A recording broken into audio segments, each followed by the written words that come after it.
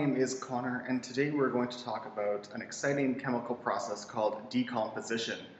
So decomposition in a chemical sense is when a chemical compound decomposes or breaks down into its separate parts. So in this case, we're going to talk about hydrogen peroxide, which is H2O2. Okay, so that's the chemical formula. Hydrogen peroxide is like water, except it has an extra oxygen at the end. And so when it decomposes, it actually turns into H2O, which is water, and oxygen.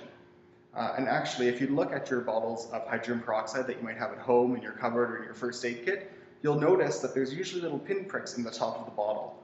Now this is actually to let the oxygen, which slowly comes from the decomposition process, release from the bottle so that pressure is not being built up within. Okay? Now that said, this is not a quick process. Okay? So you're not going to buy a bottle of hydrogen peroxide, open it, and then a week later you're going to have water. Okay? This is a very slow process that happens gradually while it sits in your cupboard for years and years and years and years. Okay? So what we're going to do today is we're actually going to use a catalyst. Okay? So a catalyst is a compound or a solution that kickstarts this decomposition process. So this decomposition process is going to be kickstarted by potassium iodide. Now potassium iodide, so Ki, is going to work to actually take that extra oxygen off of the H2O2. So if you take a look at the screen, you can see the formula here. Okay, so the formula, what happens is the iodine takes the extra oxygen and bonds with it from the H2O2. Okay, so now you're left with water and the iodine and oxygen bond. Okay, and then oxygen is actually going to leave the iodine and go and bond with another oxygen and create oxygen gas. Okay, and that leaves H2O2, oxygen gas, and now you're left with the potassium iodide that you started with. So we'll go ahead here. So in this flask here, we have hydrogen peroxide. Now here I have a little bit of soap. So I'm going to add a little bit of soap to this solution. Now this is not required for the actual chemical process to take place, but what it does do is it traps the oxygen in the soap solution. So what happens, similar to when you blow a bubble on your own, the displacement of the gas or air blows through the bubble and then gets trapped within the soap. Okay, so this is going to be the same process, so you'll be able to see all the oxygen that's being released from this process. And hopefully, you'll also notice that this process is exothermic, which means that it releases heat. Okay, this process does tend to steam, so hopefully you'll be able to see that on your screen. Okay, so here we have potassium iodide mixed with a little bit of water, so it's dissolved, mixed with a little bit of blue food coloring.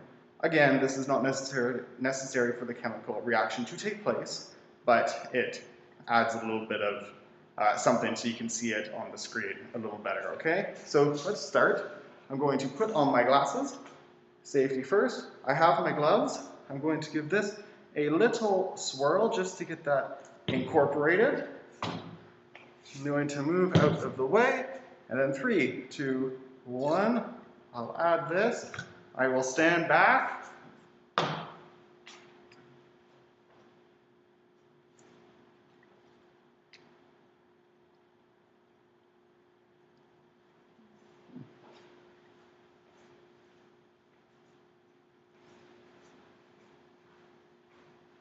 Now, as you can see, all of the bubbles have trapped the oxygen here, okay? So and you might be able to see there's steam coming off of this.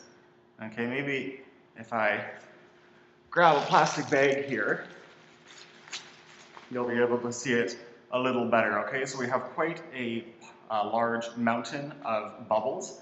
Okay, these are the oxygen gas that is being trapped within our soap solution, okay? And hopefully you can see the steam to see that it's an exothermic reaction.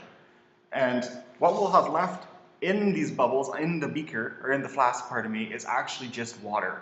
Okay, I wouldn't recommend you drinking it because there may be some unreacted hydrogen peroxide inside of it. Okay, so that is our reaction today. I did also want to mention, you may have noticed that I'm doing it on a black plastic bag. And the reason for this is potassium iodide actually has a orangish brown tinge to it. Okay, and so let me tell you, there is no quicker way to get on someone's bad side than staining their tables or carpets with potassium iodide.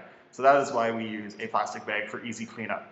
Okay, and as you can see here, now it's just as bubbles. It is a little warm, but they have oxygen within. Okay, so that's very cool. And all we have left in here, okay, very little liquid, and the stuff that is left is just water. Okay, thank you very much for watching. I hope you enjoyed this experiment. If you want to do this your own or look at more examples of this one is called elephant toothpaste.